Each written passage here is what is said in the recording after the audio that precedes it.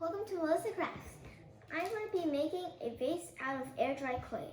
And I already made these two off camera, so I'm going to do it now. Yeah! Okay, now I'm going to be making the bottom first, but I need to massage it. So I'm going to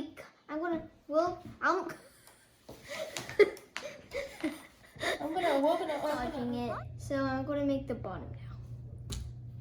I'm going to flatten it up because all bottoms are like that, right?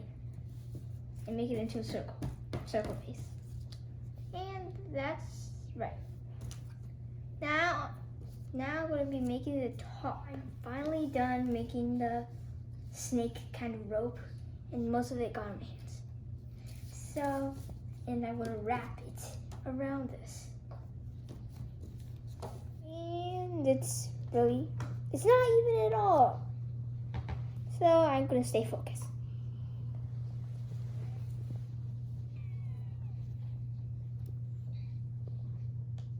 There, a vase.